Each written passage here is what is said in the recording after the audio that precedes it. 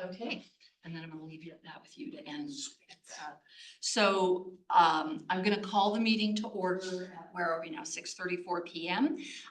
The agenda does say that our council liaison, Robert Reichert, is going to address you before we do training. But Robert has asked me to do training first because he said he is just gonna talk at you for hours. I am. So he's giving me an opportunity to get through this. For some of you, the training will be a refresher. For our new members, this will be new stuff. And if you have questions as we go along, feel free to say, hold up and ask the question, or you'll have an opportunity once we get through this handful of slides to ask those questions as well. Okay? Any questions before we get started? And we're going to do introductions after training as well. So, okay. So, this constitution of the Next Generation Advisory Board is considered a city body. And so, hi Pam, all of our boards, commissions, and committees that are constituted by city council serve either in an advisory capacity or an advisory and quasi-judicial capacity to city council, depending on the specific outline and tasks of that. This is strictly an advisory board. So again, I had mentioned earlier, we don't act by motions and votes. We act by consensus, which is how council operates during what are called study sessions or work sessions, right? They're being presented information, and then they are either giving a thumbs up or thumbs down that yes, this is something we want to move forward with. That's consensus. They're not actually making motions and seconds and voting on things. Councils, they are our legislative body. So they are going to set policies for the city, often in conjunction with staff. They are going to enact ordinances related to land use, other areas of local law. We are a home rule municipality, which means that we can have our own legislative rules above and beyond what state statute is in many cases. They are responsible for making sure that we are keeping our code up to date. Sometimes those code changes are driven by legislative updates at the state level or the federal level. Sometimes they are driven out of sheer necessity based on what's happening kind of on the local horizon or state or federal horizon. And sometimes those are driven based on other policies or overarching documents that we have adopted. And so several years ago, we did a complete overhaul of our zoning code and adopted the Unified Land Use Code, also known as ULUC. And then it has become a living and breathing document where we are asking citizens for input on recommended changes, and those come back to council several times a year to make sure that we're staying up to date with where we need to be with that. If council has specific asks of certain boards, they are certainly going to let you know what those are, and that will be through your council liaison and also through staff. You will have at least one staff liaison. You do have another one, Dennis Quinn, our library director. He is not with us tonight and probably won't be till July. Mid to late summer. Okay, something like that. And then council is, of course, responsible for appointing the body. You all interviewed with council either last year or this year. And so they spend 3 nights doing that with a lot of people. Our home rule charter is. You're with us too. Well, yeah, I'm out here just schmoozing. I'm out here schmoozing. It's your night. Give it up. So Our home rule charter acts as our constitution for the city. It is the overarching framework of how we function as a city. And we are actually getting ready to, council just gave us direction on Tuesday night via a resolution to convene a charter review committee, which we do periodically to kind of take a comprehensive look at our city charter to make sure that it's still impactful and effective and that there aren't things in the charter that we can't enforce. You know, our charter was adopted in 1959. Things were very different in 1959. It has been updated throughout the years. The only way a charter can be amended is by a vote of council. And so the Charter Review Committee will be taking a comprehensive look. They will go through every section. They will make recommendations for what they think could be changed, should be changed, might be changed. Those recommendations will go to City Council probably sometime late first quarter of 2026 or early second quarter of 2026. And then council will spend some time mulling those over. They will decide if any of them are areas that they want to put forward to a ballot in the form of a ballot measure for citizens to vote on. Those likely would not go on a ballot until 2027. Right? Okay. So I was just picking up some of the conversation from the study session. So the city code, those, again, local laws, those are our statutes. Those cover zoning, they cover noise, they cover pets, they cover pretty much anything. They cover boards and commissions, elections, any of those kinds of things that may be different than state statute.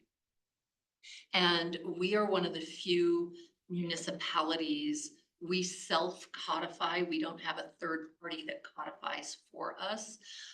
We do have one that can do it. We actually use their software. But what that means for us, when council enacts an ordinance and it becomes effective, which is not less than 7 days after passage and publication, we can have our code updated in real time.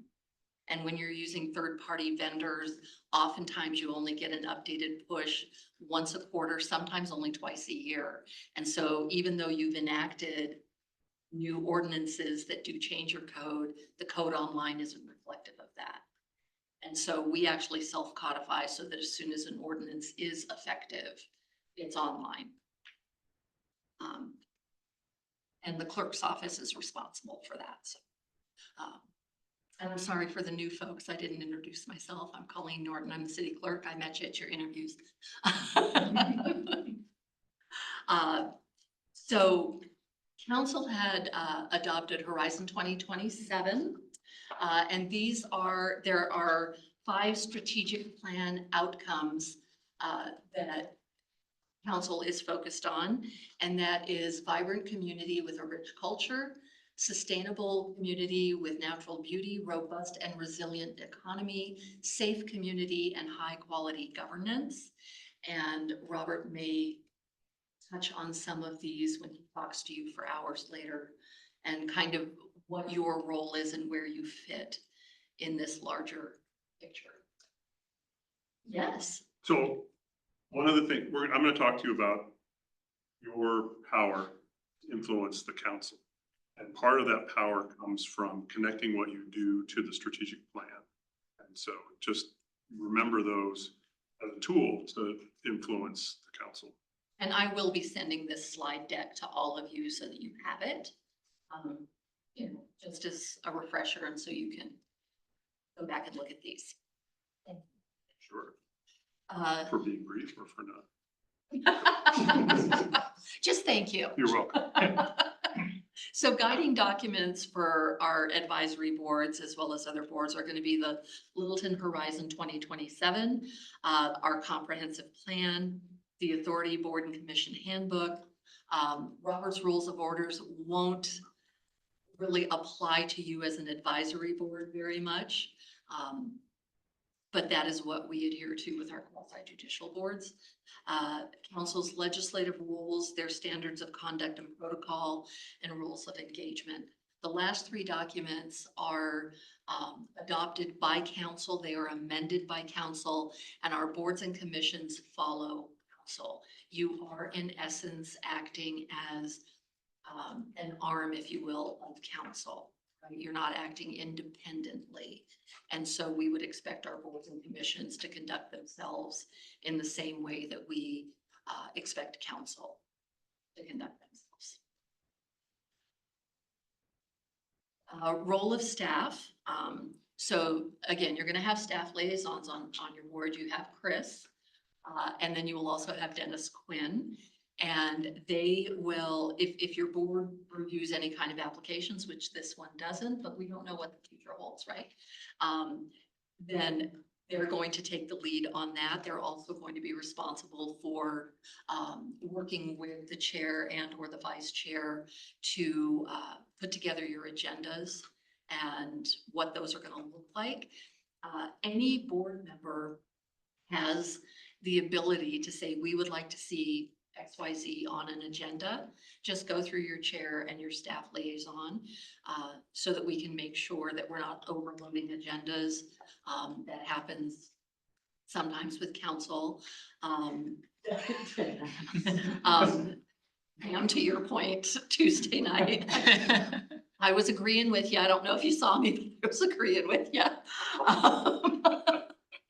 You know, people can only digest so much at a time, right? And so that's the role that your staff liaisons are going to play.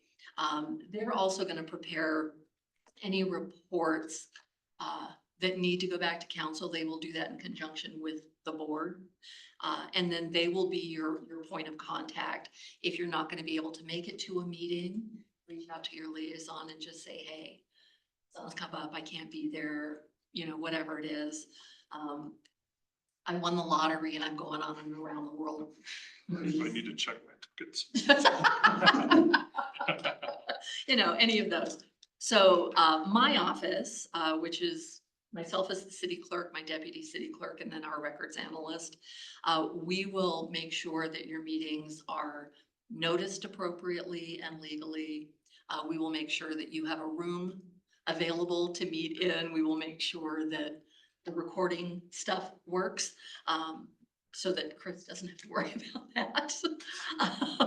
And then we will make sure that your meeting videos are posted online to our meetings and agendas page. And again, the recording kind of serves as a summary of what happened, what was discussed, what any outcomes were. And then always feel free to reach out to the clerk's office if you just have general questions. You know, and if it's something that should more appropriately be handled by either your staff liaison or your council liaison, then I will move them in. But the clerk's office is always there if you have any general questions. And then our city attorney's office, we have a city attorney and a senior assistant city attorney and a deputy city attorney. They are who we would consult if there were any gray areas, potential legal issues, and that would generally be done through your council liaison, through your staff liaison, or through my office. Okay. On boards, you are going to, tonight we will elect a chair, we will elect a vice chair. Chairs are responsible for leading the meeting. They'll call the meeting to order. They will make sure that things are being handled in a orderly fashion, you know, and that things kind of stay civil, and they will really guide that the agenda and agenda items. And again, they will be the ones working with your staff liaisons to create the agendas and those kinds of things.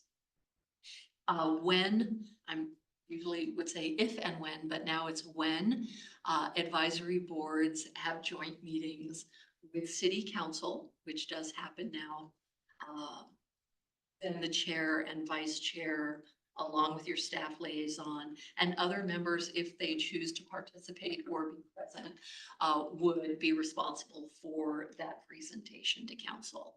This is what we're working on. This is where we're going. This is a synopsis of what we've done in the last 6 months. The vice chair, just like the runner-up in Miss America, takes over. The chair cannot perform their duties. Okay, so you would step into that role as a vice chair and lead meetings and do presentations. And then all board members, again, communicate with your staff liaisons. If you have to miss a meeting, go back and watch the video, because then you're up to date for the next meeting. And you get the information in full context, kind of thing. Thank you, Pam. As much as I love this building and the brick and the tile floors, it's very noisy when things happen.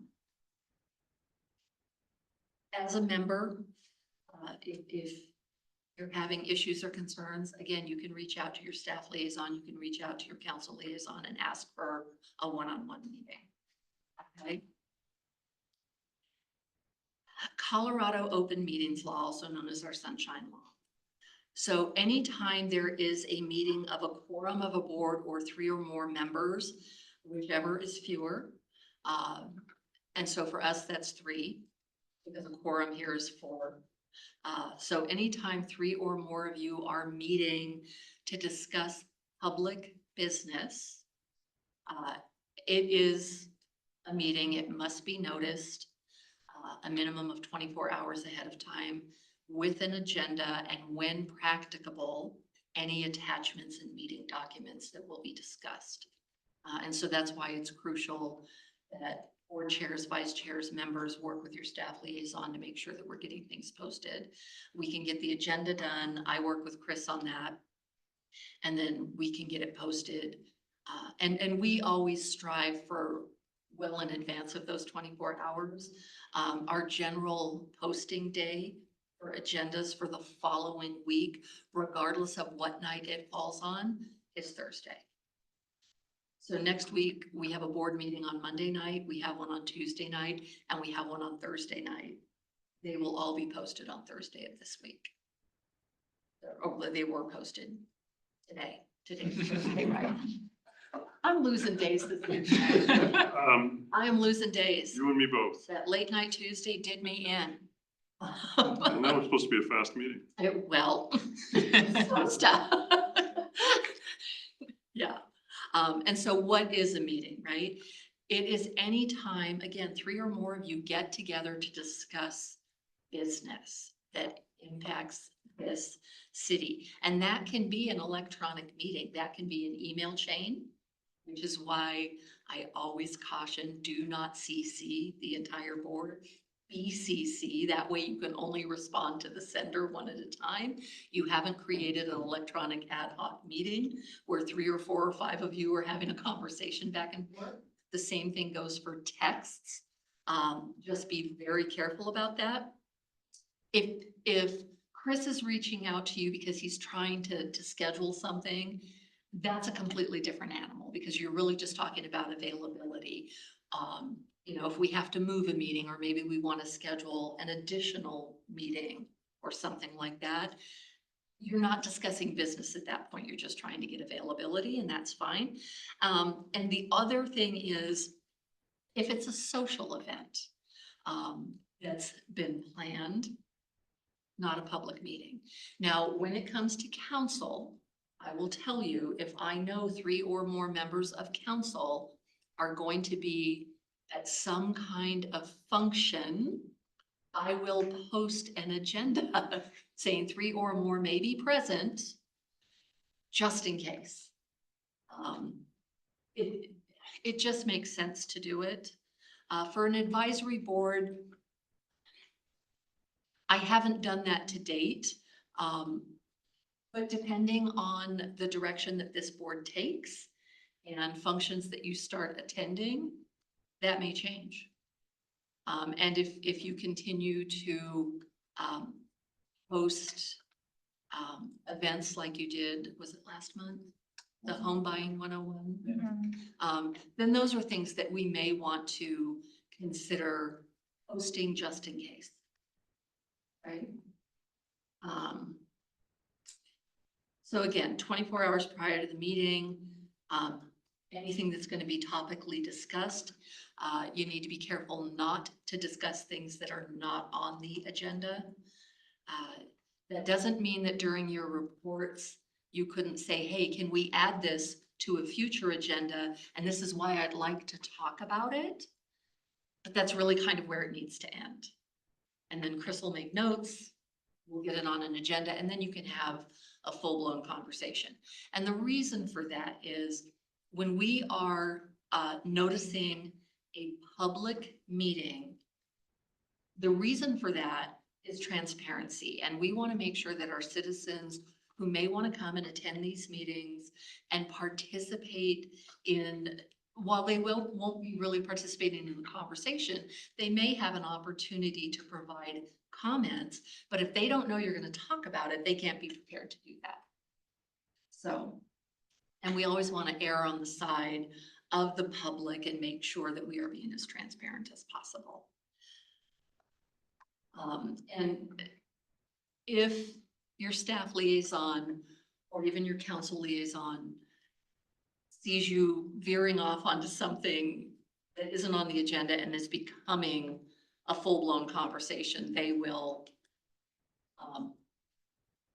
put a stop to it. Okay. What happens if we violate open meetings law?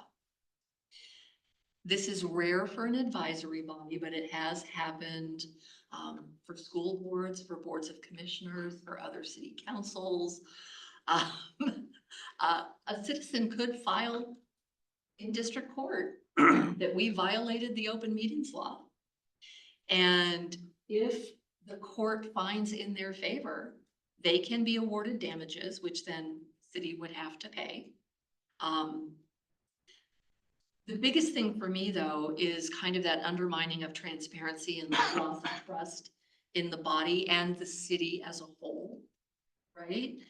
And so it's really important to be aware of what you're talking about, when you're talking about it, and where you're talking about it. Okay? And I've heard horror stories, like that the whole board will do a motion and a second, and then take a 5-minute break, and they all go to the bathroom together and have a conversation, and then they come back and vote. It's probably not real good, right? So, with you being an advisory board, chances of us getting sued are slim, but it's not impossible. And so just be mindful of that. I know I'm the one saying don't a lot. That's me, you know, just a little ray of sunshine. The other thing to be mindful of is CORA, the Colorado Open Records Act. So this provides that all public records are open for inspection by any person at any time for any reason. And so that includes emails. So again, if you started an email chain with the whole board and you were responding back and forth, and you know, Littleton, I say this all the time, Littleton is a medium-sized city, but it is a small town. And people know other people and everyone knows each other, and stuff doesn't stay secret for long in this town. It just doesn't. And so just be mindful of that, because your emails could be subject, any city emails would be subject to CORA, but even if it's your personal email account, it could be subject to CORA. Now, do I have the right to come in and look at your personal email? Absolutely not. But somebody could subpoena them, and then it's out of our hands. And there may be other things in your personal email that you don't want folks knowing about. You know, you could have a bunch of cat memes, and like you don't want to be known as the person who looks at cat memes. Like, okay, mine are all about coffee, so just saying. So everybody will have an assigned city email address. I'll get both of you your addresses and instructions to get them set up. So any board business, we use your city email addresses. We really try to refrain from using your personal addresses. Now, that being said, if, like this month, we had to reschedule a meeting, and so, you know, board members are used to checking at a certain time in the month because they know you're the first Thursday of the month. And so a week or so before, you're gonna check your city email. But when we're rescheduling, that changes kind of when you're used to doing that. So we will send it to your city email, but then I will also BCC your private email, just to make sure you get it, right? If it's something that's really important. But when it comes to city business, if you're discussing back and forth between two of you or with Chris or Dennis or Robert, it should be your city email. Okay? Avoiding liability. Know the charter, read the charter, it's on the website. Look at the code sections that apply to boards and commissions, meetings of boards and commissions, and your specific board. Know the limits of your authority. Talk about that a little bit. Do you plan on throwing down on that? Yes, When you talk, thank I you. do. Awesome. Avoid conflicts of interest in ex parte communications. That's legal speak. For ex parte means that you're speaking with people who have an interest or will be impacted by a decision that the board may make or move forward. So just don't have those conversations. And then work through staff. I can't stress that enough. And whether that's Chris and Dennis, whether that's my office, whether that's reaching out to Robert for direction, don't put yourself at risk. It's just not worth it. I'm done saying no. Any questions, comments, concerns? Are you scared? I did put on my scary face. And I know this was a refresher for some of you, so. Robert, anything you want to add before I do or you want to wait and add stuff? Oh, wait. Okay. He's 1/7 of my boss, so. Okay, with that, we are going to member introductions. I think is what we're gonna do now. And we can certainly start on this end.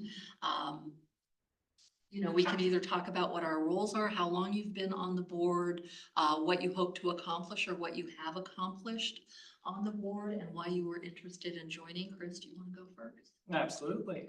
So I'm your liaison. One of them. One is the one that you're most in touch with, at least most of the time.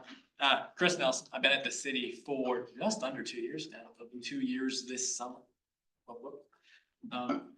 You know, I mean, I do accounting. I work in the finance department, and so this is a different perspective on city government, obviously for me. But it's one that I enjoy because I'm a super interpersonal kind of guy, and I enjoy seeing and talking with people in a meaningful sense. Just collaborating to get things done outside of a numbers context. And so that's what I've enjoyed over the last year or so as a liaison for this board, is just talking through different issues of local politics with you guys and figuring out how to get this board up and operational so it can meet its council set objectives. So that's what's exciting for me. I don't know about you guys, but I anticipate that you guys are gonna have tons of fun getting this year off to a good start. And so I'm looking forward to working closely with you guys and doing that. Awesome. Colleen Norton, City Clerk. I've been with the city since October of 2011 and in this role for 5 years last weekend. I promoted during the pandemic. So awesome time to take on a new role when you have no staff. So awesome. Prior to this role, I had been the deputy for almost 9 years, the deputy city clerk. So, and no, when you're a deputy, they don't give you a badge, and I have a problem with that. Robert, can I file a complaint? Absolutely. I'm happy to put that in. It can even be like a candy badge. I'd be fine with that. But if your name's deputy, you get a badge. And so my involvement with boards and commissions is I run the recruitment every year. I help prepare council for the interviews every year. I work with them on their deliberations, and try to improve the process every year. And then work with each of you as we get you onboarded, trained, and all of those things. In addition to that, responsible for all of the city's records. We have a huge records project going on right now. We're decentralized and we're working on centralizing and digitizing everything so that we can open a public facing portal so people can research records on their own without having to go through the open records request process. I also am the city's designated election official, so responsible during election season for running elections, coordinating counties, running standalone special elections, and other things interspersed in there. So, but I enjoy what I do. I enjoy, I Sorry. have to admit you Yeah, again. I got Did you leave? I did. And then you came back? I did, because I realized I pushed the wrong button. I couldn't share my screen. It's okay, I got you. Thank you. And then I serve as clerk to council as well, so. Yeah, and we're gearing up for an election season this year. We have 4 seats. We have the mayoral seat, we have an at-large seat, District 1 and District 3. And I anticipate this year we will have a larger slate of candidates than we generally do. We've seen an uptick this year in community involvement and interest in actions that council is taking and decisions that they're making. And we have seen some groups of citizens that we haven't necessarily heard from before or seen at meetings before, and they're coming out in larger numbers. And whether or not we agree with their stance, it's exciting to see the community get involved. So that's a little bit about me. And do you still want to wait? No, I don't want to introduce myself. No, he's the candy man. I'm the candy man. I always bring candy to the meetings. That's how I have friends. So I'm Robert Reichart. I've been on the council now for 2 years. And then for the 8 years before I was on the city council, I served on the school board, including 2 years as president of the school board. And so I represent District 2, which is the northeast corner of the city, which is the most diverse part of the city in terms of kind of who lives there and housing and where I represent. One of the things I'm interested in is what you want to accomplish with your time here, why you're here. For me, the reason I originally ran for school board is professionally I do education policy research, and I have several degrees in policy analysis. And so that was kind of where I was trained to support my community. And after being elected for 8 years, I decided that I thought I was okay at it and I wanted to continue doing it. And so that's when I switched to the city. And, you know, I think Colleen's right. There's gonna be a lot more interest. I ran unopposed. And so part of that was the politics of that I'd run 3 prior elections, 1 I lost in this area. And so I had some name recognition. And so it was an easier election for me than some people were trying to have. But anyways, I'm doing this because I think I like doing this. This makes me feel connected with my community, and I think it's a good use of my skills and knowledge. So, I'm Mackenzie, born and raised in Littleton, left for school and a period of work, but otherwise grew up in Littleton, moved back to Littleton. I love the city. I think there's a lot of important things to protect in Littleton, but I also think there's a lot of things that we could improve upon. So I have been on this board for a year now, and I would like to see, I think it's kind of our job to play devil's advocate, and challenge the different things coming to city council or that city council is presenting. And I also think encourage city council to take different directions that might appeal to the next generation, the next wave of people moving into Littleton, and just keep it on a upward track. So that is why I'm here. Hi, I'm Khaki. I'm actually Mackenzie's sister, so if you see some similarities to our goals, it's because probably we came from the same background. So, That they had the same last name. but similar to Mackenzie, grew up in Littleton, went away for school, moved back to Littleton. I've been on city council for a year, or the advisory board for a year. And when I got on the advisory board, I think my goal was to really protect the integrity of just the Colorado-ness of Littleton. That's so true. And when you see Main Street, and as a realtor, you see so much of that get disturbed throughout the state, you know, with all this new development, which is awesome in so many respects, but I think it could be done more thoughtfully.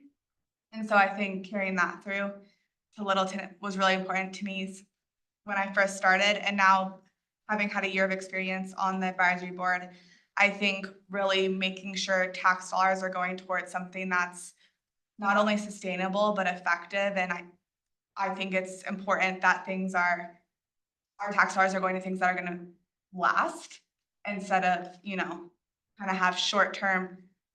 My goal is to make things more lasting and sustainable and less reactive, I guess is the better way to say it.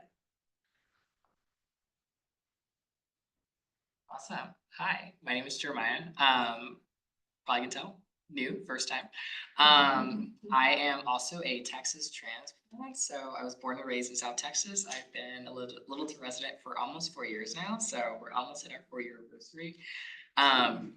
And what's pretty interesting is my journey is like I started my job out of college here in Littleton. Here for a year. My new job is now like downtown. I've been there for 3 years and I just refuse to move.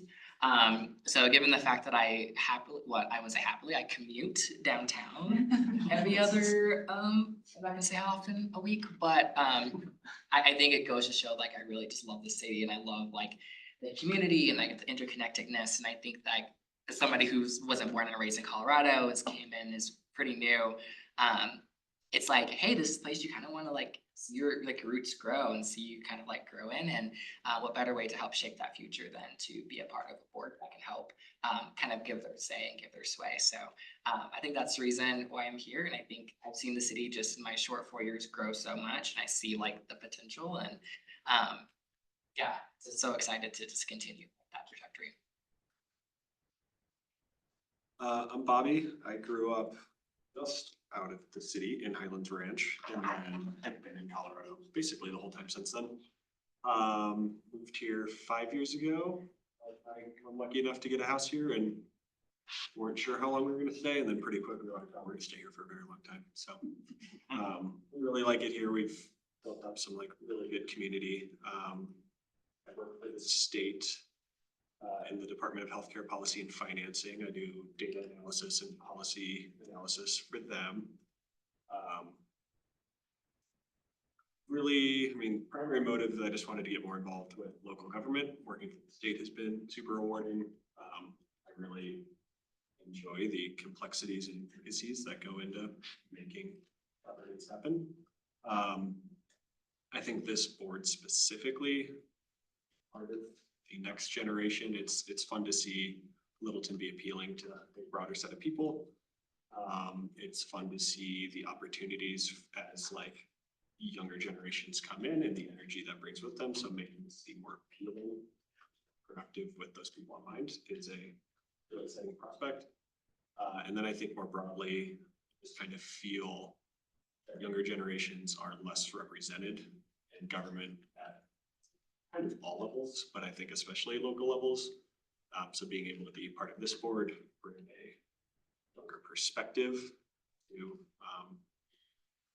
city council process, as well as trying to advocate and kind of garner additional representation for the younger generations is really important. Well, hi everyone. My name is Ricky Jackson. For those of you that This is my second year serving on the board.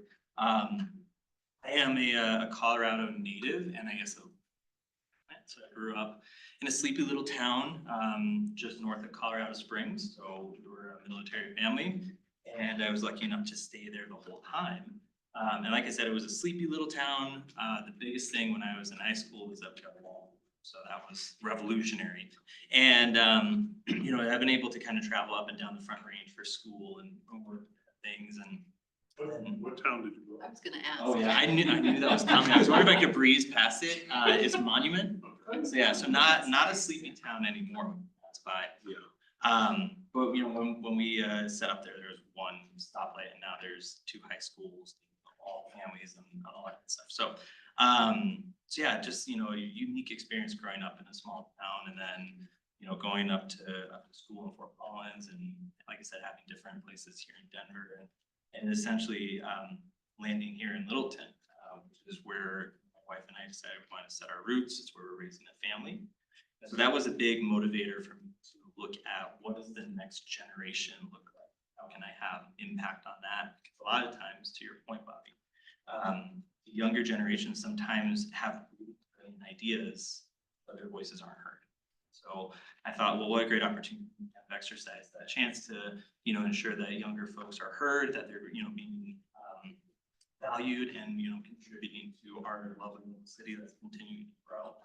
And so, you know, what I look forward to in year 2 of being part of this board and beyond is that, you know, I feel last year we did a lot of learning and you know, kind of brainstorming. And so this year I'm really looking forward to us as a board having a stronger voice and coming together to challenge, discuss, and really be involved. And so I think that's something that, you know, as you know, I heard from everyone, I think that's kind of our underlying mission and something that I'm excited to be here for and be a part of.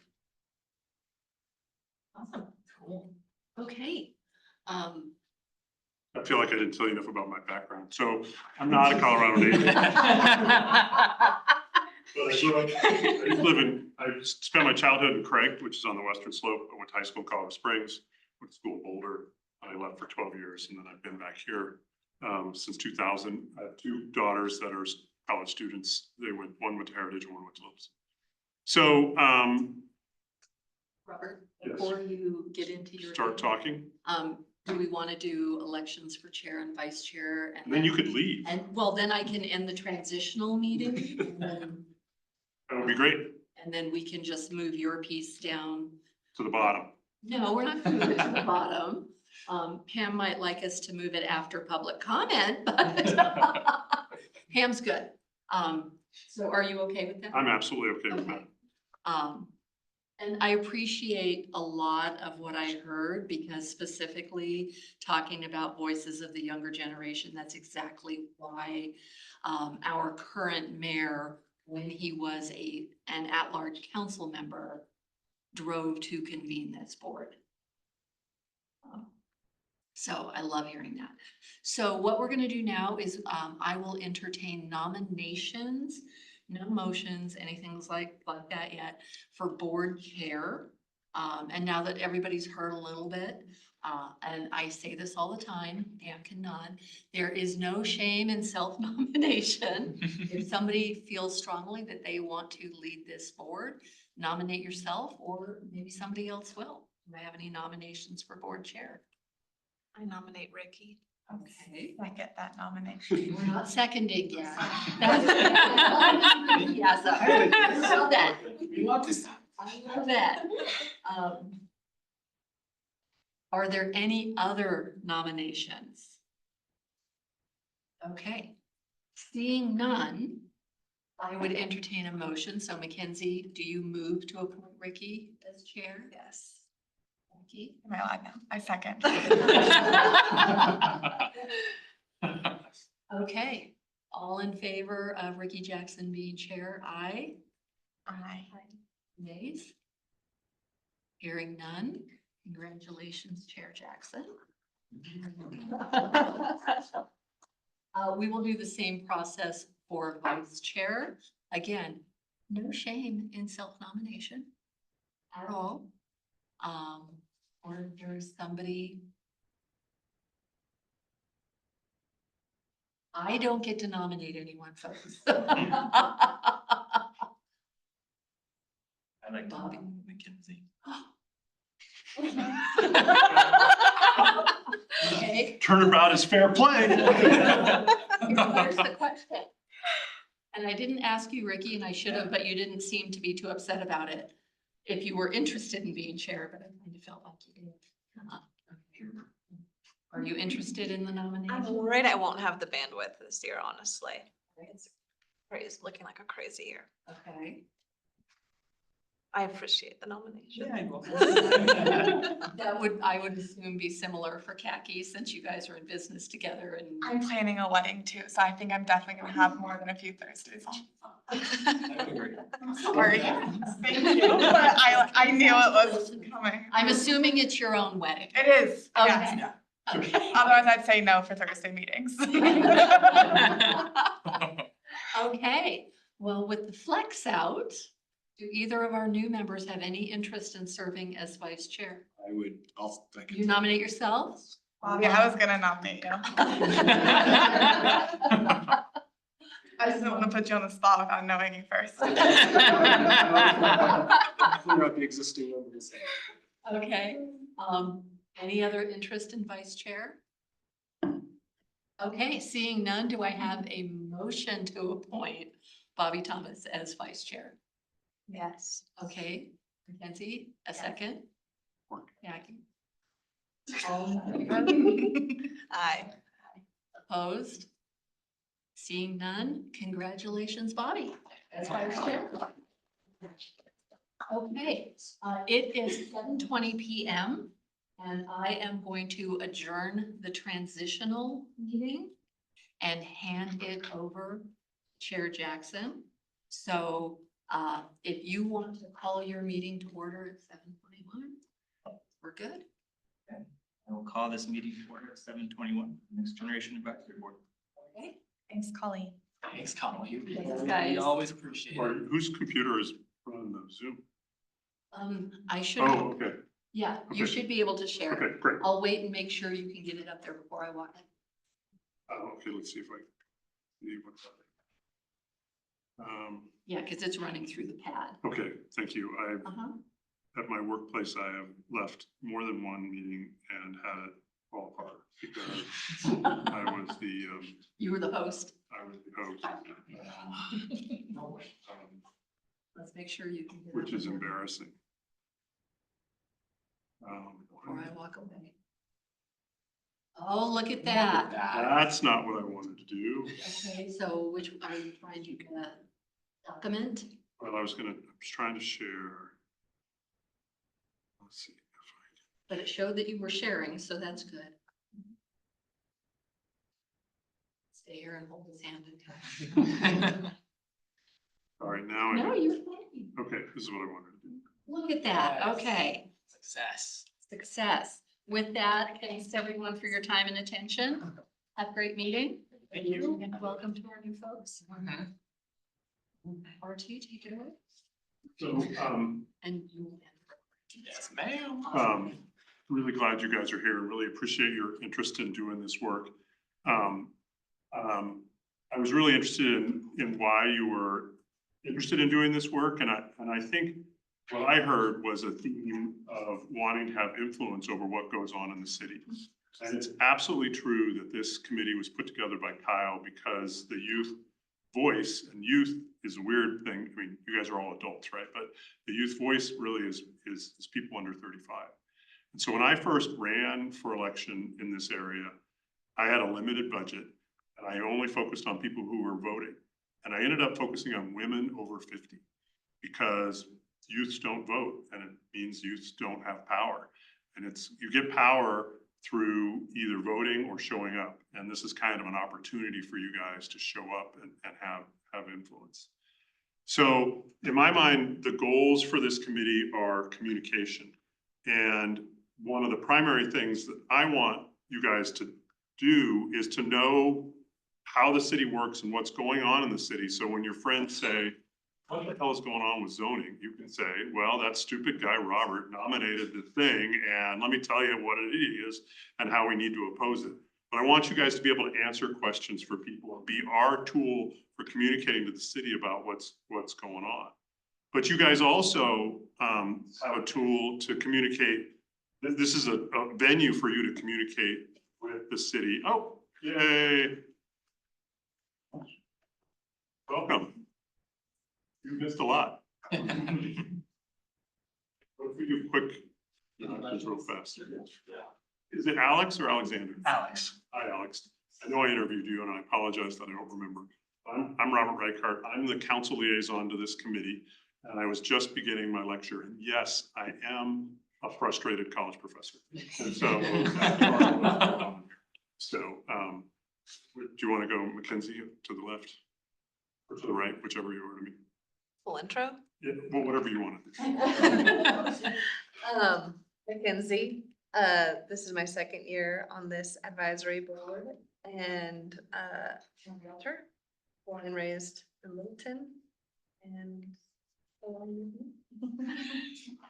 Super similar story. My name's Khaki Fleck, born and raised in Littleton. I too am a realtor and have been on the advisory board for a year. And And we're sisters. Oh. We work together as realtors. Oh, that needs to stop immediately. Yeah, all right. Just did a check thing.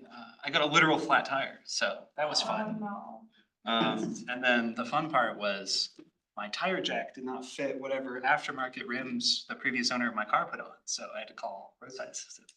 That was fun. Could have been worse. Could have been a worse place. Could have been going faster. I don't know. But you're here now. I'm here now. Anyways, I'm Alex. I'm a software engineer, born and raised here in Littleton. Oh.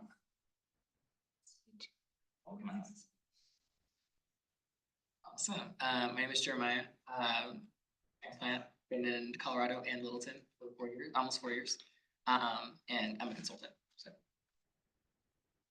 Bobby, Colorado native, not Littleton, no. I work for the state, for the Medicaid office. I'm doing data analysis and new to the board. And newly elected vice chair. yay. Hey Alex, my name is Ricky. I am the newly elected board chair. I guess since we're doing an introduction about what we do, I'm a talent development partner. So mostly my role is to figure out how to make work not horrible for people. So it's really cool to get to have these conversations about how can we make things better, and super excited to be here, and more than happy that you were able to make it, whether you ran or stole a bike or whatever you did to get here, but we're just happy to have you. My name is Chris Nelson. I'm actually gonna hop on the bandwagon here. I am a Colorado native too. One of the few left, it feels like, but it seems like I'm in good company here. I'm actually your staff liaison, so I work for the city. I work in the finance department and I do accounting. So this is my second year as a liaison for this board, so. Great. So I was just kind of talking about the work that you guys do. And I think, I think in a lot of ways you guys want to influence kind of what goes on in the city. And I think that's exactly right. And that's your role, to have your voice and your influence. I'm going to be really pedantic and take a step back and just talk about what the city does. Kind of what do we do? And so I've got I just made a list of things that we do. So one of the big things is that we do zoning and development. And so zoning is how we divide up the city and organize what people can build on lots. And then we create rules and regulations around the types of buildings and the building materials and health and safety things, and require people who want to do development to put their plans through us and have us pass their plans. And that, I would encourage all of you to learn about the history of zoning, because the history of zoning is actually not particularly, it is nefarious. The history of zoning is a nefarious thing. But in a big way, a lot of it is about maintaining the value of property in the city and maintaining and helping maintain their wealth. We own all the streets in the city and we own a lot of infrastructure. And so we are, our biggest asset as a city is our streets. We own a stormwater system. We own half of a sewage plant. South Platte Renew is a sewage plant that we own we share ownership with the city of Inglewood. It's down on the Platte River. And it serves, it doesn't just serve us, it serves a big chunk of the kind of South Metro area. And so we manage that. We have our cultural amenities. We have the library and the museum. We have parks and trails. Some of our parks and trails, many of our parks and trails are managed by South Suburban, so they're partnership things. And some of them are managed by the city. We have a court system. We have a judge. We have several judges who are in charge of implementing our city criminal code. So I had to hire a judge. One of the big things that we do and that every government does every year is pass a budget. And so the budget is, so first thing about budgeting, take a step back, is one of the key terms that when we talk about budgets is we do fund accounting, we do fund budgeting. So a fund is a checking account. Okay, and so, and what we separate government funds in government revenues into different funds to ensure that we use the funds in ways that fit the requirements of whoever gave us the money. So our biggest source of funds, our biggest checking account is the general fund. And that's where tax dollars go. That's where, and our main source of tax dollars, we are almost, I think it's 83% of our tax dollars is sales tax. So we are completely dependent on sales tax. And sales tax is a crappy way to run a business because sales tax are very not predictable. Sales tax go up and down. Makes it really hard to run a government organization. On the school board, half our funds were property tax. Property tax is a very stable source of revenue. The other half of our funds were state funds, and the state had a constitutional amendment around how much they had to send us. It was really easy to manage a budget in a school compared to the city. If you look at so this is our general fund. This is not, our budget is like 165 million. I think our general fund is like $50 million. Yeah. But this is the money that is, how it's spent is completely up to the council. This is the council's slush fund. And budgets are absolutely moral documents. They reflect the values of the community, and what we spend money on should reflect the morals and values of the community. And so making budgeted decisions is a big deal, and we have to do it every year. And you can see the main thing that we spend our budget on is police. That's our biggest thing. Another big chunk of it is then you see public works, which is our infrastructure. But you can see these are kind of the main things that we spend our money on. So when you think about budgeting, there's actually government budgeting. We've talked about funds. The other way people think about how government budgets is operating funds and capital funds. Operating funds, these are all our operations. This is funding our day-to-day operations. Capital funds are how we fund investments in things that are big things that are going to last more than a couple of years. And quite frankly, in Littleton, over the next couple of years, the action is going to be in the capital fund. It's where, and that's all because of 3A. 3A was passed a couple of years ago, and that raises $10 to $15 million a year. And we're using that money to invest in our city. I'm going to talk a little bit about that. But we also, for the first time ever, have a capital budget and a capital plan. Littleton did not have a capital plan until a little while ago. And so, and you can get that, and you can see we have a bunch of different funds within our capital budget, but we're spending a lot of money. We're spending $5 million a year on pavement management, maintaining our assets.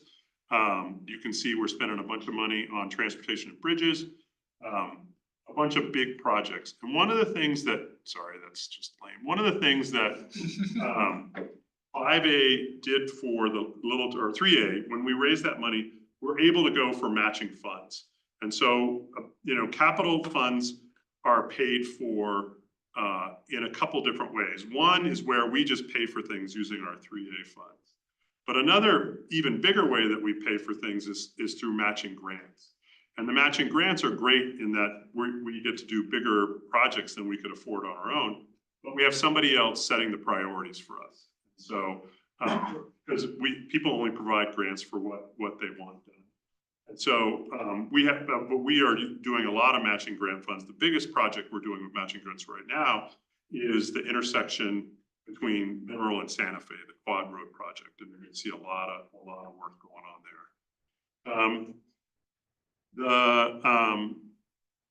So that's one of the things we have to do. We make laws, we make ordinances, and we have kind of our own process for doing that. But Colleen called them ordinances, but we make laws. They're the laws that we make for our city, and they apply within our city.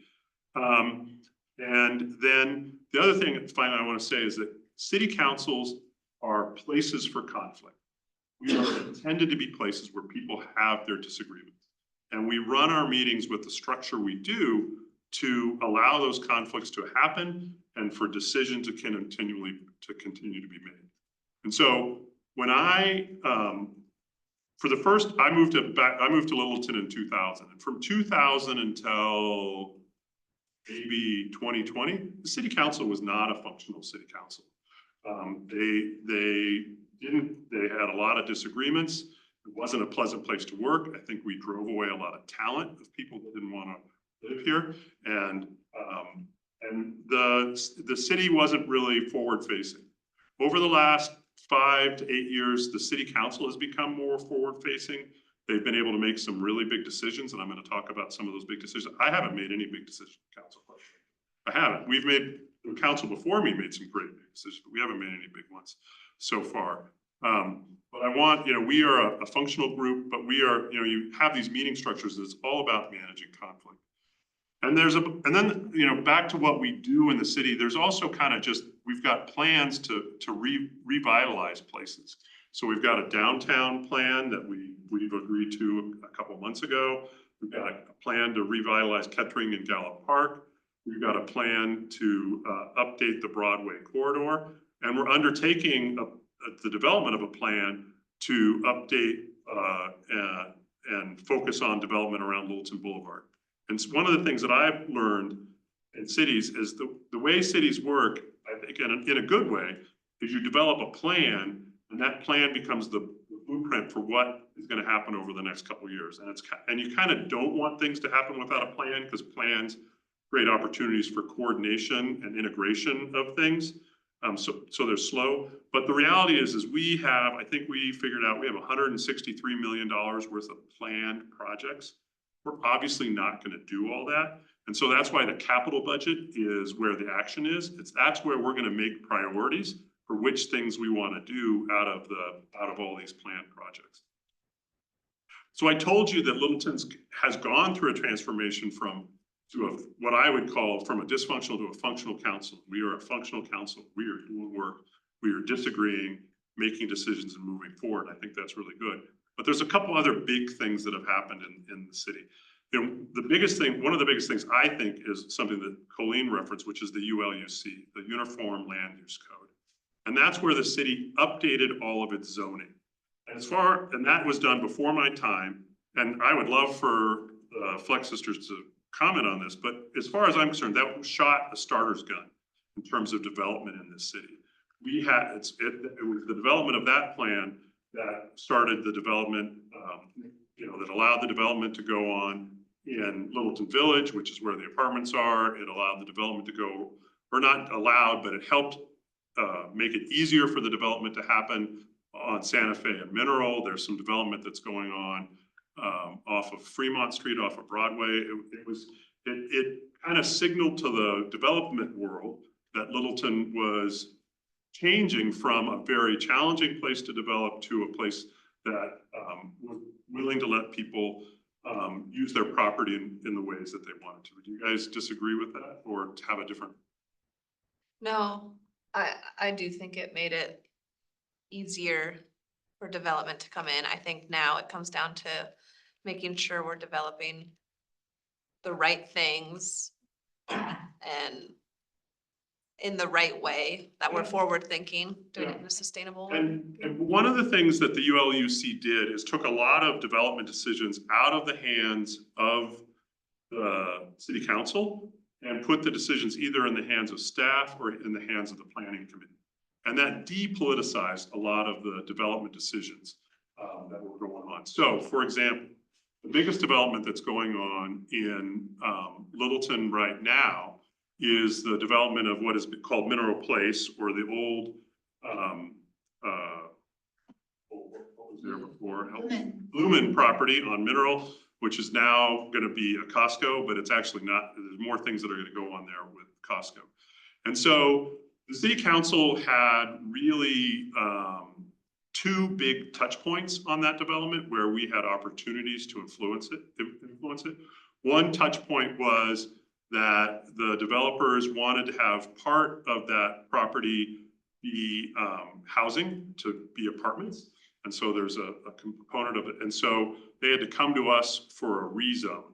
And so that was a place where the council had an opportunity to have a conversation about what's going on that property. Although the rules that we operate on we're not technically supposed to, in that conversation,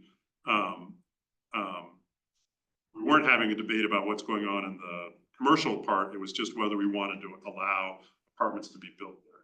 The other big touch point we had with that development is we agreed with the developer to do a tax sharing agreement. And we've essentially agreed to rebate to them 50% of their property sales taxes over the next 10 years, or up to $27 million. As an incentive for the development to occur there, and I voted for that because I think that the development will be a positive impact on the city. But that was another place for us to impact the development. But many of the things that are going on within that development were things that were not directly questions that the council could answer.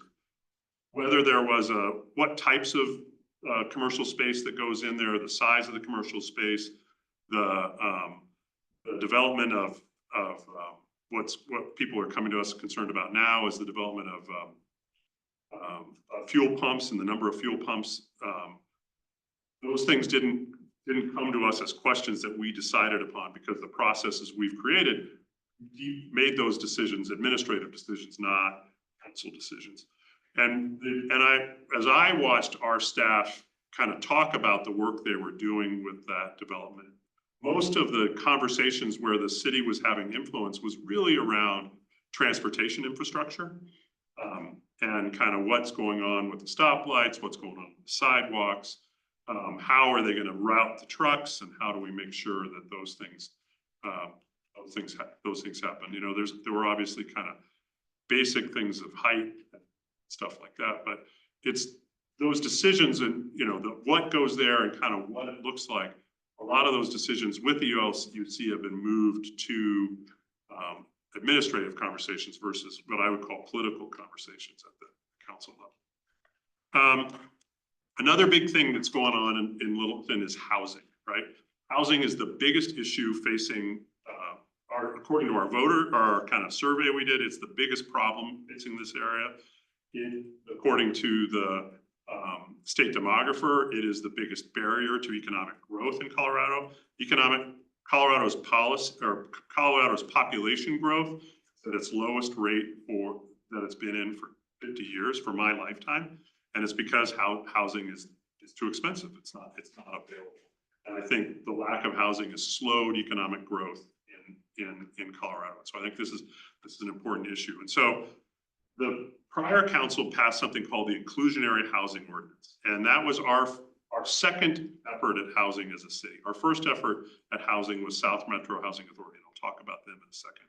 But this was our second effort. And the inclusionary housing ordinance does two things. It essentially requires every bigger, I think you have to have 50 units. If you build 50 units or more of apartments, you have to have at least 5% of your units be affordable. And that's based on people's income. Or you pay a fee in lieu to the city. And the city then can use that money to invest however we choose, and I'll talk a little bit about that. So that was a really big shift for the city in kind of sticking its foot into housing policy. Littleton, the South Metro Housing Authority is one of the oldest housing authorities in the country, and particularly for a housing authority that's run by a suburban city. And so at our housing authority, essentially what they do is build and run multi-unit affordable housing. And so they own a bunch of housing, they run a bunch of housing within the city. And they had a 10 to 20 year hiatus where they didn't build anything. And then last year they opened their first new property, I think, in 15 years. And that's our over on Progress Park. And but essentially what we do with the money that we get from the fee in lieu is that we give it to the housing authority to support their development of housing. But most of their funding comes from LIHTC funds, where they're competing for funds from the feds to build housing. And they have been very successful. They got the Progress Park. They're about to break ground on another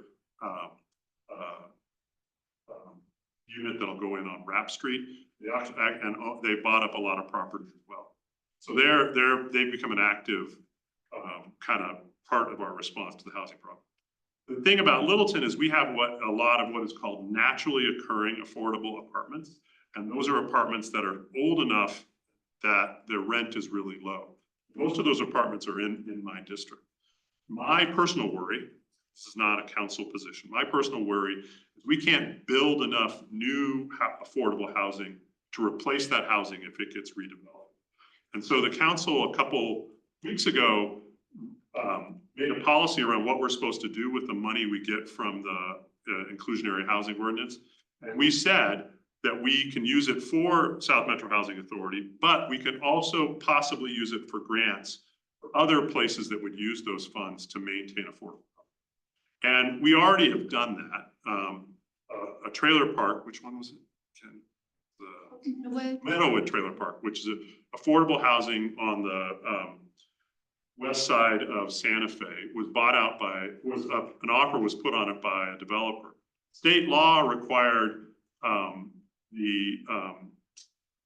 that the people that lived in that area had the opportunity to counter that offer. And they were able to raise funds, mostly from the state, to counter that offer and buy that property, and they run that now as a co-op. And we, as a city, in an ad hoc manner, because we didn't really have a policy, did put a small amount of money in the pot to support that, hundreds of thousands, which in my mind is not that much when you have a $150 million budget. So we're trying to codify how we can support housing other than through South Metro Housing.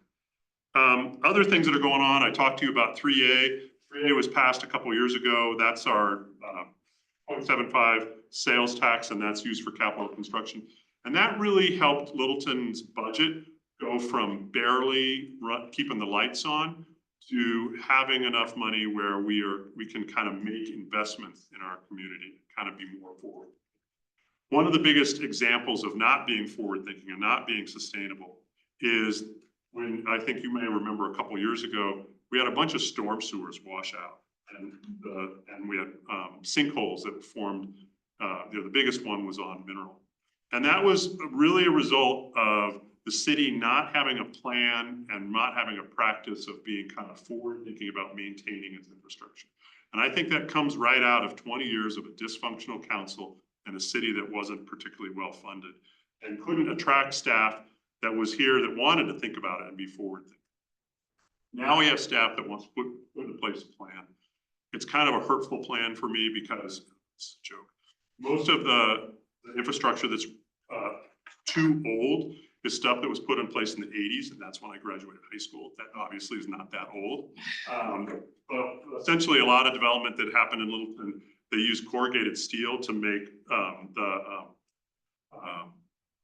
the storm sewage system, and that all is worn out. And so we're in the process of, and the nice thing, not the nice thing, but we run our storm sewage system. That's an enterprise fund that runs like a business. We can raise, this is maybe not nice or not nice, but we can raise our storm sewage fees as much as we want if we can connect it to the operations of that enterprise. And so everybody's storm sewer fees are gonna go up over the next 5 to 10 years as we raise money to rebuild all of that infrastructure. Same thing applies to our sewage system, we're putting money into. And then, we also have the Safer Streets thing that was going on. So Safer Streets and that's a real effort by the city to kind of change the culture of this city to be more bike and pet friendly. And, what you see, temporary, infrastructure going on in our streets that are intentionally put in there to make it hard to drive fast. What we've learned, and I'm on the Transportation Mobility Committee, is people literally don't slow down unless you make them move their lane. Like if you guys on Prince Street, they built the trail crossings where they put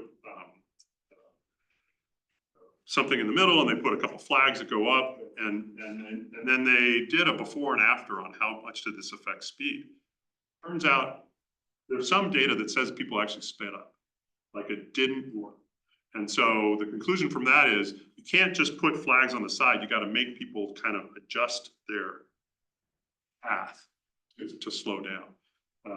So the city's actively working to do that. And obviously some of that is related to Liam Stewart's death over by Euclid Middle School that happened right when I was transitioning.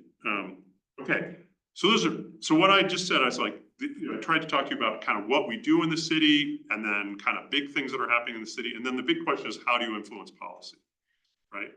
And so, and that is the big challenge for this committee, quite frankly. This committee has struggled to kind of get its feet underneath it to figure out what is the process that we want to influence policy. And so some committees have literally recommended to the city an agenda for the work. The Environmental Stewardship Committee came to the council and said, this is our agenda for what we think you should be doing. And they based it on kind of best practices within the environmental field. And the city has essentially adopted that recommendation and are moving through that.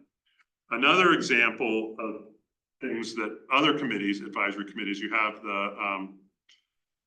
committees that kind of, their agenda is directly related to the work of the city. So the Transportation Mobility Board is directly related to the work of the city in maintaining its biggest piece of infrastructure. So the Transportation Mobility Board has a voice, has a couple things going to it. One, it has a voice in the development of the transportation master plan. But the other thing is it has a staff that does transportation. And so that staffs the committee. And so they come and tell the committee, here's all the fun transportation things we're doing. And that's not kind of the gift that you guys have as a committee, because we don't have a youth plan or a youth department that's doing youth things. Although I guess the library would say they have a kids department. That was a joke. That was a bad joke. We didn't hear that from you. Well, you can. So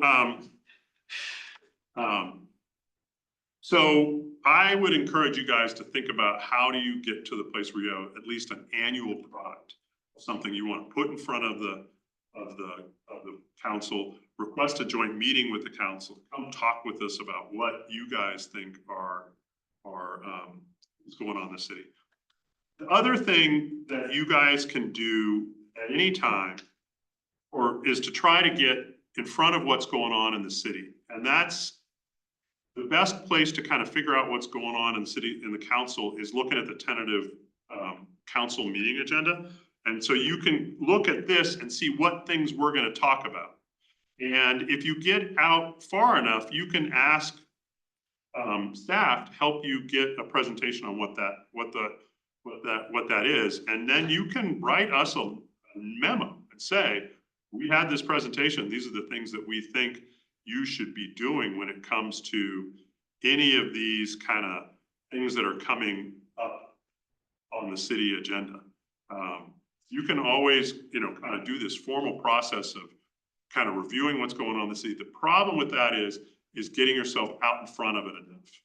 Because Adam, I've talked to the city manager. The city's really reluctant to kind of make sure you guys always are on the, on the circuit when staff is bringing something forward.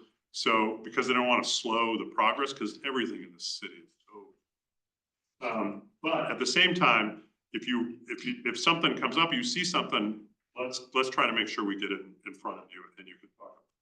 Then I would say Mackenzie is your shining star of an example of how individuals can try to influence the board. So Mackenzie twice has gone to kind of city events or reviewed things that are going on in the city and sent emails or letters to me. And one of them I read in entirety to the council. The other one I did a summary. But I see my job as taking what you say. Every council member gets from 30, unlimited amount of time to report on what they're doing. And I will absolutely use that time to say, this is what the Next Gen Committee is saying about PDQ, or this is what a member of the Next Gen Committee is saying about PDQ, so that I can carry your voice to the council, and so that is absolutely open to you guys at any time. And I want to be clear, if you give it to me, I will say it whether I agree with it or not. That's my job, is not to be your filter. My job in this situation is to be your voice. That was my lecture. I was like, it's great.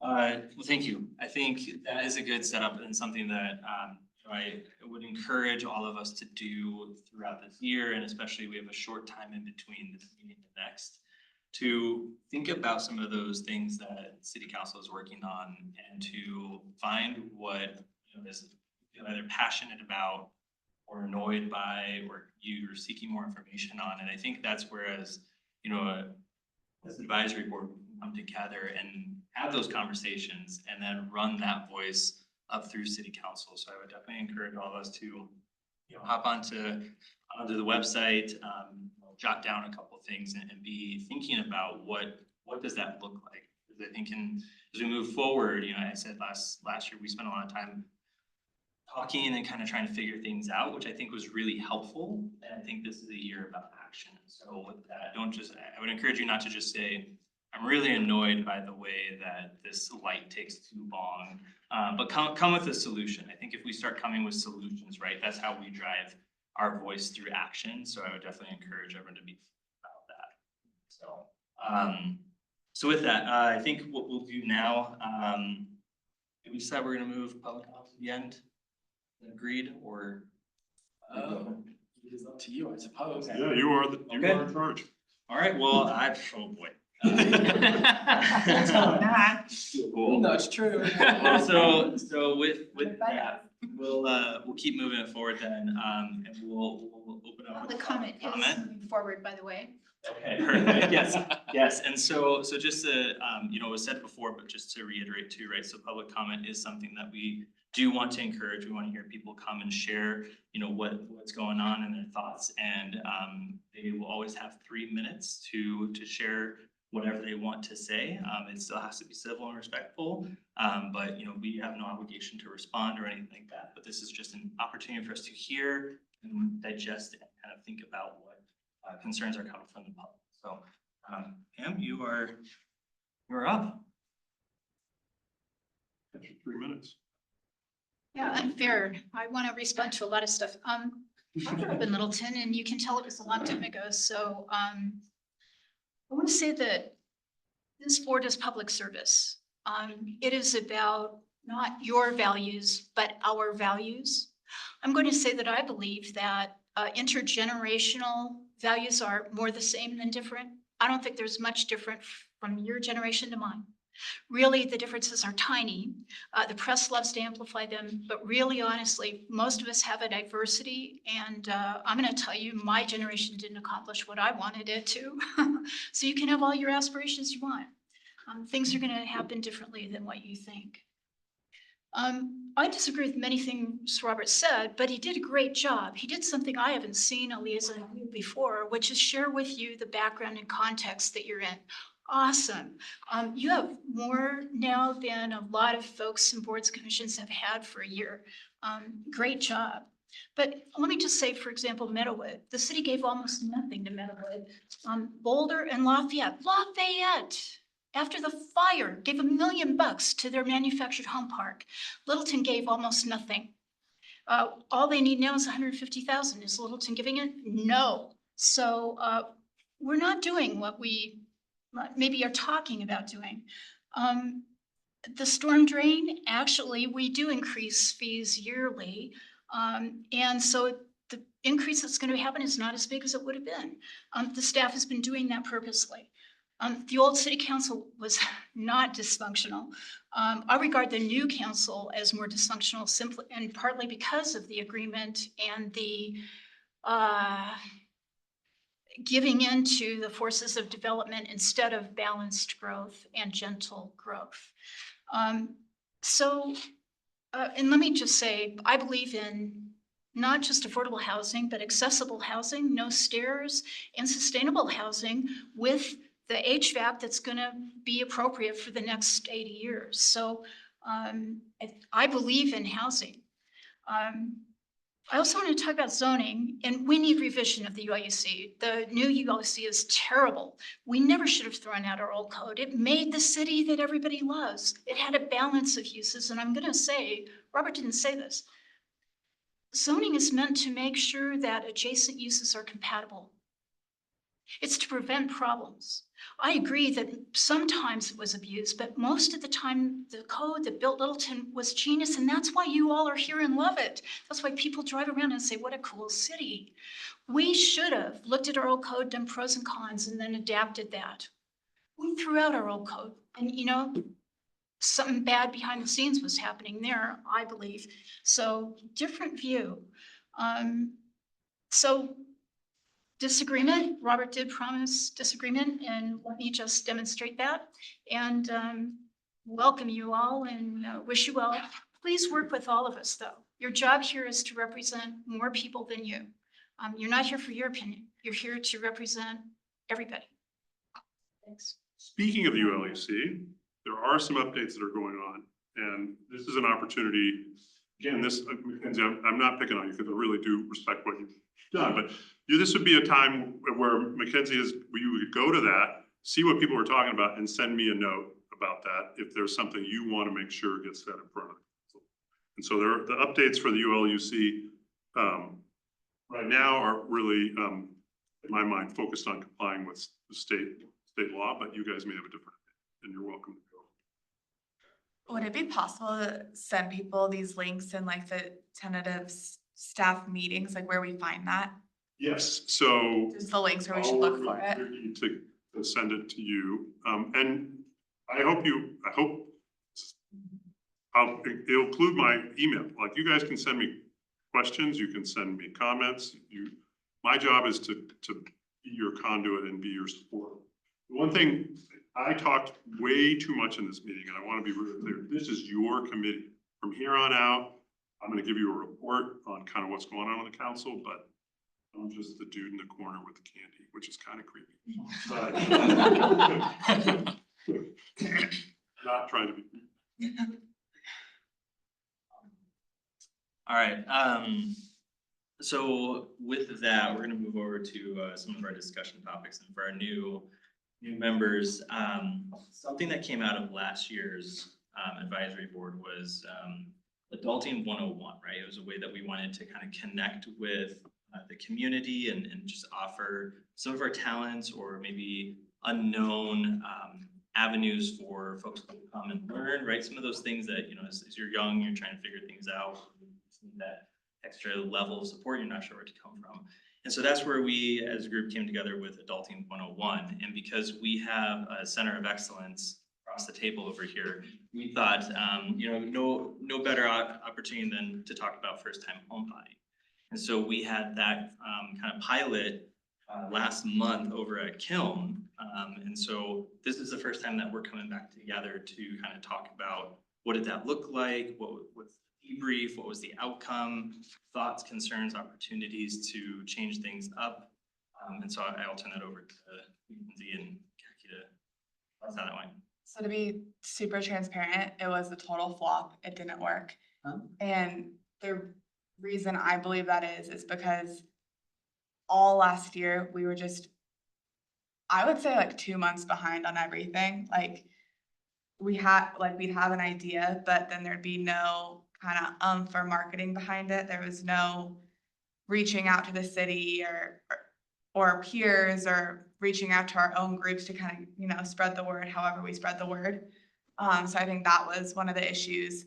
The second issue is like the only people that showed up in the whole city council were the two of us, Ricky, and then our previous chair, Andrew. And so I don't think we can expect other people to show up to things if the people throwing the party aren't even gonna show up. So I think if that's not gonna, I think the whole Adulting 101 thing is only gonna work if, you know, we're all kind of willing to put the effort into it and spread the word and do that stuff. Otherwise, I think we need to focus on something that's gonna be more impactful, because it took us a year to throw one event that nobody showed up to. I'm saying it plain, like it was a bomb, and that was all we did all year, in my opinion.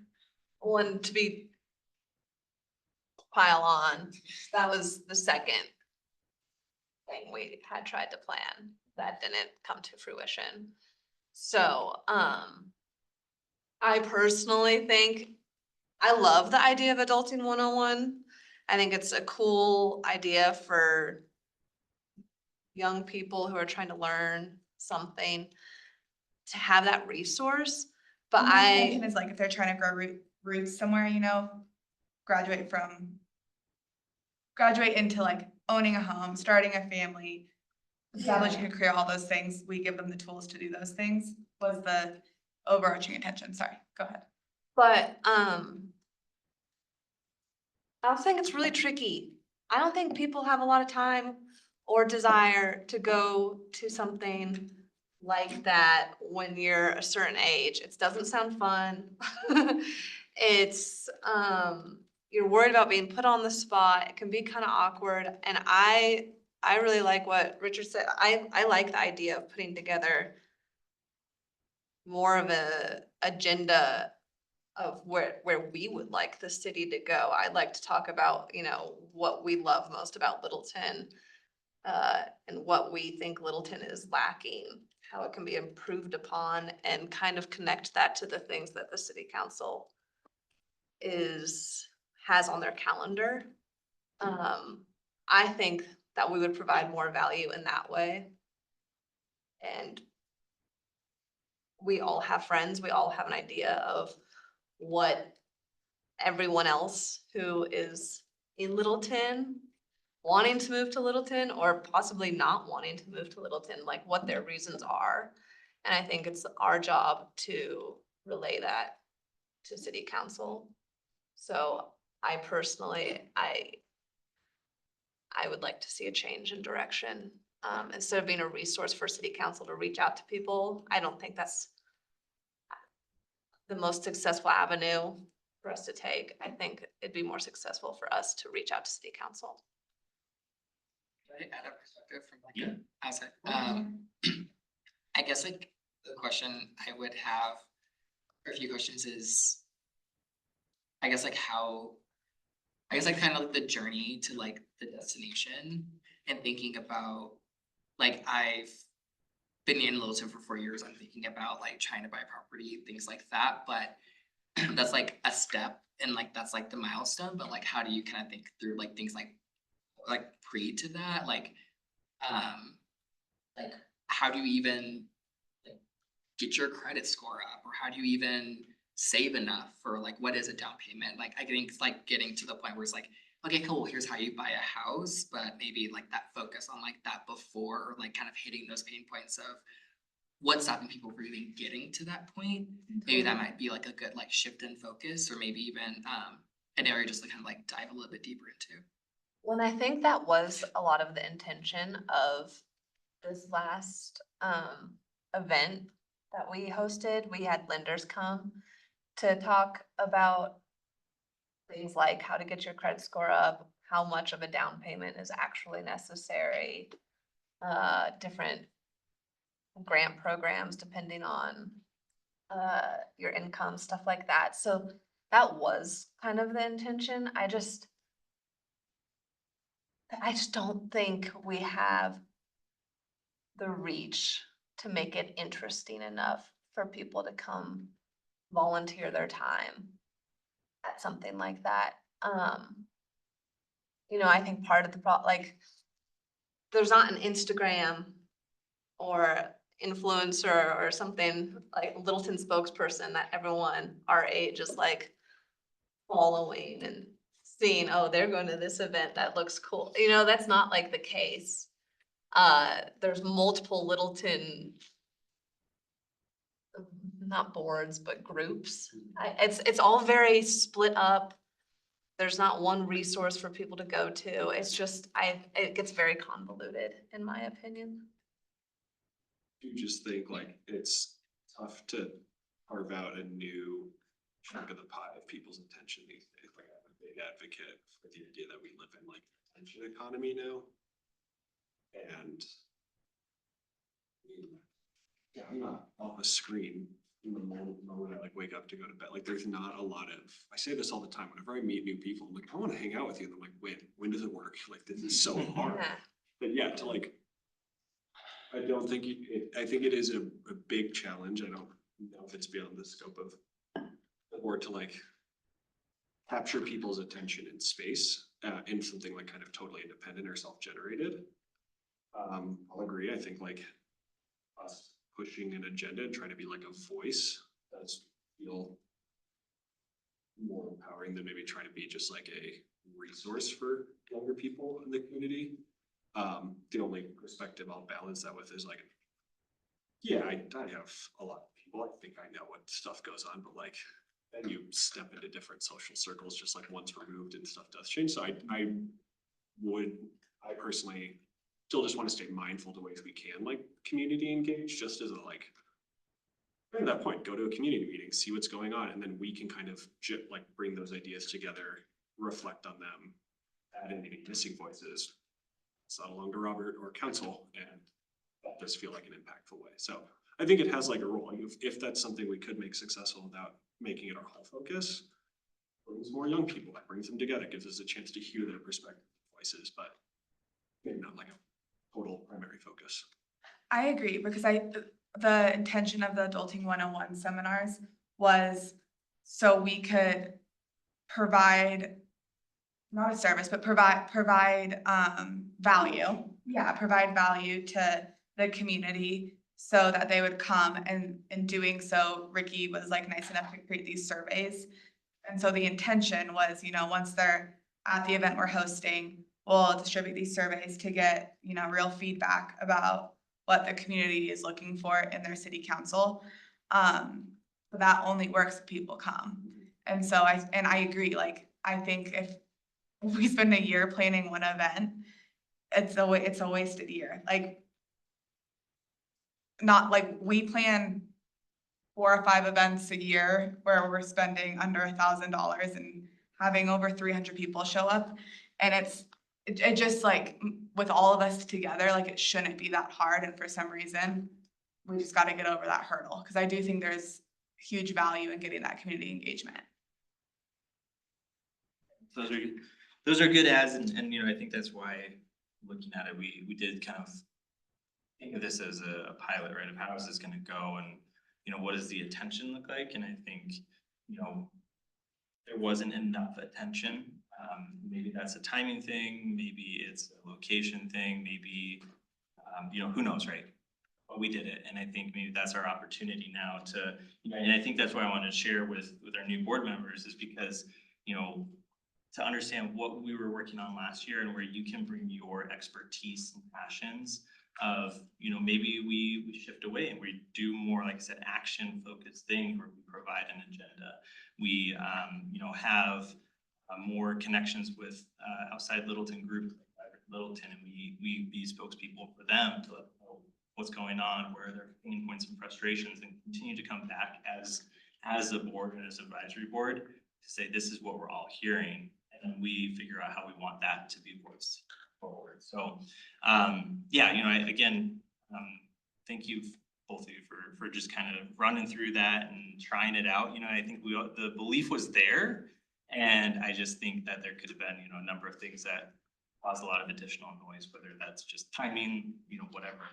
But we tried it, right? So we can at least say we did that, and that's a pretty big achievement of now we know what we should not do moving forward. Is more of those events would be less than ideal, but I think that's where we can shift that energy, right? And think about, you know, the actions that we want to achieve. So, you know, and definitely I hope some notes were taken, you know, as Robert was talking about the different focuses that city council is, you know, going to be approaching. I want us to think about that too, and where to find our place. So with that, any thoughts, comments, uncertainties on, you know, kind of maybe including adulting 101 and more our call to action. I think like a good stepping stone is to just ask the group to come to the next meeting informed on, you know, what the upcoming meeting that city council is gonna have, what that's gonna entail. If there's any issues on that meeting that we do really care about or that we do wanna comment on. And I think that's a good stepping stone to actually have actionable results. But yeah, that's my 2 cents. Like a running agenda item of reviewing what's upcoming for the next month in council. I actually agree with that. Yeah, and starting our next meeting, that'll be a running agenda, is that we'll always end the meeting with trying to get our next agenda, so we're always ahead of it. So that way we're thinking ahead, so. Okay, If I throw in one more. yeah, absolutely. Just gonna say, I have 0 ideas for this right now, but yeah, like, yeah, not totally throwing out the idea of like doing events, community engagement. I do feel like it's an important part of like governance, but like just trying to always do less work. It's kind of a motto sometimes. It's like, there are a lot of social and like engaged groups and events and stuff, and maybe we can channel some of that energy or like putting something on to just try to be more integrated into some of those. And if we are interested in like trying to connect, get more ones, it's just like, yeah, I went on the, I know they're connected to Vibrant Littleton, the Littleton Social Cycle ride. I just did that the past week, and it's like, there's a lot of people there and a lot of potential to like connect with voices and things like that, so. Take a little bit of the chunk of attention there, other ones connecting with existing groups and events. I love that idea. Okay, next discussion topic, speaking of time, member volunteer identification for the ULITA panel stakeholder interviews. Did you throw that on? Yeah, so that was a fun way to add to the. Yeah. You're welcome. I Gotta gotta waiting keep, for that, weren't you? I gotta Like, keep young you on your people reading. toes. I know, man, I did. Golly. I did. Yeah, so I'm responsible for that, kind of indirectly. How many of you guys have heard of the Urban Land Institute? Have a chance? Neither did I until I got the email from city manager's office about this. But the ULI is the oldest and largest network actually of cross-disciplinary real estate and land use experts in the world. And their mission is centered around shaping the future of the built environment. So setting standards of excellence in the industry and creating a more thriving global community, let's say, in the smaller communities that do exist. And so they're actually holding a technical advisory panel related to downtown Littleton's Northern Gateway, which encompasses Geneva Village, which is like right to the west of this building. It's now a vacant lot. It used to be that retirement home or retirement community, rather. And so the city manager's office reached out to every single board, at least their liaison, and asked that 2 members of the board go attend what they're calling a small group stakeholder interview session. It's happening on Wednesday, May 21st. And they say it's happening during the day. I don't know what that means, but that's generally what's happening, or when it's happening, and what the case will be. And so they'll be about 30 minutes long, I think. And so after we determine who those 2 members are, I can get in contact with our housing policy analyst who sent that request, and we can get that scheduled and they can send you guys some more details. But that is something that they did put on the radar and they wanted a response as soon as we could possibly get it to them. So that's something you guys want to talk about now. If anyone has any. What interest time in is it that. at? Sorry. They said during the day on Wednesday, May 21st.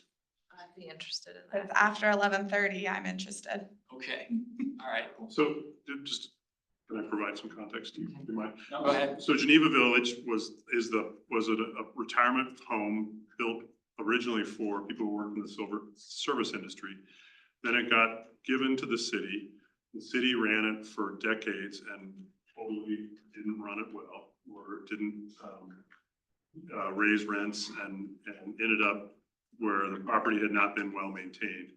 So the city, again, councils before me decided that the goal was to close the facility. They moved everybody, the last few residents who were all very low income, helped them get new places to live. And now this ULUC is, or not ULUC, the Urban Land Institute, we've hired them to give us a first set of recommendations around what we should do with this property. So this is an opportunity for you guys to tell them what you think that, I mean, I don't know how they're gonna run their books, but the end result of that is gonna, of their work is gonna be, this is what we think you should do with the property. And I guarantee what we do with the property in the end is not gonna be exactly what they recommend, but they're setting the agenda for what is gonna be there for us, because that'll be our first kind of talking point for us to work from. So it is a good opportunity to. Yeah, thanks for that extra context. That was much needed. So Always here for context. I had someone, yeah, better believe it. So, yeah, that's generally what it is. So you are interested, are you also interested, you said, you both are? I am, but if anyone else is interested, Well, I can piggyback my ideas off of Did they them. want just 2 people? just two, yeah. Yeah. I know. I'm also interested as well. Yeah. Okay. Well, I guess you guys can talk about schedules. Yeah. Well, so. Same time maybe? Yeah, I will try and get more details for you three and send an email out at some point tomorrow with hopefully more details so we can see whose schedule works best for that particular day. But yeah, we'll check back in on that tomorrow then. Cool. Very cool. Cool opportunity. Absolutely. Yeah, that would be great. Small note, they're telling every board that they don't know the times exactly, so it's not you. I've been in other boards and they don't know the exact times. All right, so that's it for our discussion topics. So we'll open up to closing comments and comments from our. Of course, man. It's the first meeting of the new board. I know. You can't escape me that easy. That's why I started with you guys. Exactly. But yeah, I'm just, guys, I'm super excited about this board year. Having gone through it for a year, I definitely see the areas for improvement that a few of you three have pointed out over the last year. Just a lot of room for taking more meaningful action and maximizing the productivity of these meetings in particular. And so I'm super excited about that fundamentally. It's just getting stuff done. Like you guys kind of assessed, there was a lot of time spent last year building plans for outlets that were going to be the intermediary for then getting things done. And so figuring out how to optimize that sort of middle ground. How do we get these recommendations to council in place and in front of them so they can start talking about it and thinking about it is a great emphasis. I'm glad you're helping set that from the top as the new board chair and that you guys are also contributing to that cause as well. So I'm sure they'll all be very happy to hop on board with the Getting Things Done initiative. But I was just gonna give you a brief summary of how us being Dennis Quinn, he's the library director. He's not here tonight. He won't be here for a while. Just busy schedule, obviously being the library director. But he and I have observed the board over the last year or so and felt it necessary to just give you a general summary of how the board can function based on its two purposes. I'm not sure if you guys were told, you probably were at some point in time, what the two main purposes of the board were, but I'll just repeat the summarized version for you here. It's two primary purposes aside from attracting and retaining the demographic within the age 16 to 36-year-old age range. Develop policy and or next step recommendations on a topic consistent with the city council's general priorities, being housing, safety, economic development, infrastructure, and environment. And then the second purpose of developing recommendations to improve the capacity and structure for civic engagement through education and community involvement outlets, and to create attractions and placemaking opportunities citywide. That's the general two purposes of the board. From a functionality perspective, how can this board generally operate before you guys add on your unique twist to how you want to specifically get things done? Generally, it looks something like at our monthly meetings, you guys usually hear a presentation, if not two, from either or both of an internal department or an external organization. And so last year, we heard from a variety of departments across the city. We heard from the planning department. We heard from economic development. We heard from the city manager's office even. And so that's a really great opportunity for you guys to get more details on a lot of the stuff that was kind of just summarized here in the budget. How are these things actually being put into place? What specifically is the planning department working on with respect to pedestrian safety? Stuff like that. From an internal department presentation perspective. From an external organization perspective, we also had a few other representatives from local organizations come and present here. That includes, actually, no, they didn't come to present. They were going to, but then we had to reschedule some stuff. We did have the Littleton Business Chamber come and actually have a collaborative discussion with the board. That was productive and fun. We heard from Tri-Cities Homelessness. They came and gave a presentation on housing in the area and what they're working on. And the group that was supposed to come that you guys could potentially hear from this year, if you want to add them to an agenda, is the Littleton Downtown Development Authority. So those are the types of external organizations that you guys could, through me, get in contact with and have come present at these boards. They'll get like 15, 30-minute presentations. You can ask questions throughout. It's really engaging. It's a great time. And so that's usually part of these meetings. The other aspect, obviously, is the open discussion. You know, I'm just gonna say right off the bat, I think tonight's brief discussion on the one topic that was not a surprise was actually really good. I think it was a breath of fresh air. You guys are actually talking about the general scope of issues. These board meetings aren't necessarily best used for planning activities and events. They're better used for talking about the scope of issues, getting into details about certain aspects of any of the 5 major things that council has tasked you with discussing and making recommendations about. And so I think you actually said this last year during the intro meeting. Say a lot. I know, but it's one of the very productive things that you said among the many. But the feel of this should really feel something like a council study session, where they do exactly that. They talk about 1 or 2 or 3 maybe issues, just generally speaking, and they get into some details, talking about different perspectives on the issue, et cetera. And so that's really how these meetings should feel, based on what I've heard from this meeting thus far, and based on the little I know about you guys, having read a little bit of your background and heard you guys talk about it. I think you guys should not have an issue doing that at these meetings, if you are willing and open and transparent enough to do so. And I don't have any concerns about that either. But so that's really what these meetings are best used for. And then obviously the third aspect is, if you choose to do so, setting up events to get feedback from citizens. Again, it's best that you probably do lean in the direction that it seems like you guys want to, in making recommendations. But like Bob said, it is important to get citizen feedback. And so if you guys want to work that in, that's another aspect that you guys can consider as a part of the functionality of this board. And so I think that's pretty much all I was gonna say. I think you guys will get a feel for how that mechanism works over time. But at the end of the day, just remember the goal is to get things done, and through me and through your city staff, you guys can get access to a lot of resources that will help you do that. And I would encourage you to get the most out of that if you possibly can, before looking elsewhere to try and to do that type of thing. But that's pretty much all I was gonna say. I think a few other sub objectives that you could potentially consider as the board would be with respect to these meeting discussions, right? Just balancing the objectives and your own desires for what you want to talk about here as well. There should be a good balance of those two things. I don't see any reason why you guys couldn't balance that effectively. Council communication, I'm glad that was hammered on a little bit earlier too, because that's another thing that Dennis and I observed over the last year. Just get in contact with council more, be proactive, say, hey, this is what we're thinking about discussing and prioritizing. Just starting like that would be a great first step, I think. And then over time, you guys can work into setting up maybe a study session with council, or sending them a written or even a verbal presentation of a recommendation that you guys want to make. But engaging with council a lot more will be very, very good for you. And like I said, again, I'll continue to repeat it. I think you guys' potential for that is really, really high. And then the last recommendation is just prioritizing your initiatives, right? In addition to maybe spending too much time planning the wrong things last year, the board spent an awful lot of time doing a variety of different things.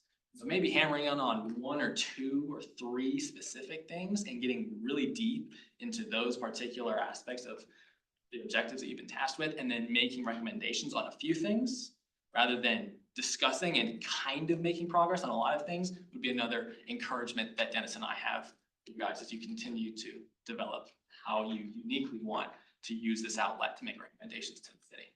But that's about it for me. I will say, before you all leave tonight, it would be great if we could exchange contacts. Email is obviously the primary outlet that Colleen communicates with us through, but we've had experiences with board members where they've gotten locked out of their email. And when you're trying to get stuff planned, it's usually not best to have to wait for IT to sort out what your issues are and then to need to get your computer potentially fixed up. Andrew and I talked a lot, mostly actually, he was the old board chair. He and I talked primarily through text. That was just super simple, obviously. And so I'll give you my contact information before you go this evening. I know I'm definitely gonna need those two to exchange with me, but if you four would like to do the same thing, whether you can't make a meeting or have anything else that you'd like to share with me, text is the easiest way to reach me. It's the fastest way to reach me too. And so as long as we're complying with the open meetings law, right, no more than 2 of us or 2 of you in any given chat, we should be good. So that's the last thing I was actually gonna say. The last thing I was actually gonna say. But yeah, so before you leave, make sure you swap contact info with me. But that's all I was gonna say. Did you just say your phone number? For the public? No, that's I forget about that. What's funny is I almost did. I for sure would have, I would have. Viewers, why don't we Right. do this, as soon as we conclude, you all can just come type your name and phone number on my laptop here, and then I'll make sure. Easy enough. All right, any closing comments from our city council? No, I'll give you guys my card. Just make sure you have my contact. Any comments from members of the board? Comments from our vice chair? Great. All right, well, with that, everyone, I'm really excited for what we're gonna be able to do this year. I think you all have the right energy and the right passions, and I think we're gonna be able to drive strong impact that the city council will see. And we will make sure that our voices are heard and, you know, that we're exercising that opportunity. So again, I just wanted to thank you all for being here, bringing your ideas, and I'm excited to see what we're gonna achieve. And so with that, I will call an adjournment to this meeting. Thanks, everyone. Thanks, Ricky.